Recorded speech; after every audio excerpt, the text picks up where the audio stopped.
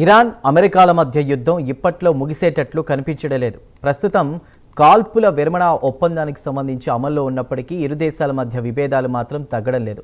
శాంతి చర్చలు ముందుకు సాగకపోవడంతో పరిస్థితి మళ్లీ యుద్ధ వాతావరణాన్ని తలపిస్తోంది. ముఖ్యంగా ఇరాన్ నుంచి వస్తున్న కఠిన హెచ్చరికలు, అమెరికా చేస్తున్న వ్యూహాత్మక కదలికలు అంతర్జాతీయంగా ఆందోళన పెంచుతున్నాయి.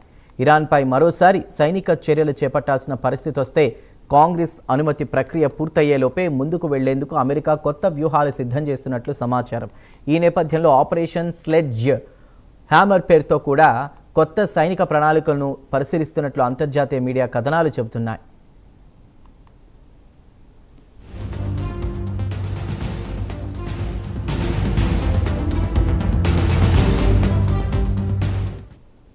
ఇప్పటికే ఫిబ్రవరి 28న అమెరికా, ఇజ్రాయెల్ సంయుక్త దళాలు ఇరాన్పై నిర్వహించిన భారీ దాడులకు ఆపరేషన్ ఎపిక్ ఫ్యూరీ అని పేరు పెట్టిన సంగతి తెలిసిందే. ఆ దాడుల తర్వాత ఇరాన్ కూడా గల్ఫ్ ప్రాంతంలోని అమెరికా లక్ష్యాలపై ప్రతీకార దాడులు చేపట్టింది. అనంతరం ఇరు దేశాల మధ్య తాత్కాలిక కాల్పుల విరమణ ఒప్పందం కుదిరినా యుద్ధ విరమణపై స్పష్టమైన అంగీకారం మాత్రం ఇంకా కనిపించడం లేదు. అమెరికా ప్రతిపాదనలు ఇరాన్ తిరస్కరిస్తుండగా ట్రంప్ కూడా పలుమార్లు ఒప్పందం కుదరకపోతే మళ్లీ దాడులు తప్పవు అని హెచ్చరించారు.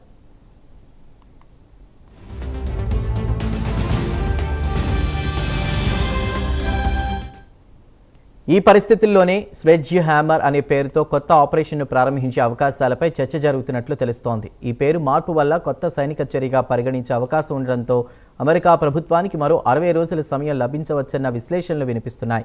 అమెరికా చట్టాల ప్రకారం విదేశీ భూభాగంలో సైనిక చర్యలు ప్రారంభించిన తర్వాత అధ్యక్షుడు 48 గంటల్లోపు కాంగ్రెస్కు సమాచారం ఇవ్వాలి. అనంతరం 60 రోజుల్లోగా ఆ చర్యకు కాంగ్రెస్ ఆమోదం పొందాల్సి ఉంటుంది.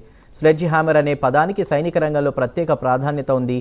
భారీ శక్తితో శత్రువును పూర్తిగా దెబ్బతీసే దాడులను సూచించేందుకు ఈ పదాన్ని ఉపయోగిస్తారు. ఒకవేళ అమెరికా అత్యవసర పరిస్థితుల్లో కాంగ్రెస్ పూర్తి అనుమతి వచ్చేలోపే చర్యలకు దిగాల్సి వస్తే అధ్యక్షుడికి ఉన్న ప్రత్యేక అధికారాల ఆధారంగా కూడా ఈ తరహా ఆపరేషన్లు అమలు చేసే అవకాశం ఉందని విశ్లేషకులు భావిస్తున్నారు.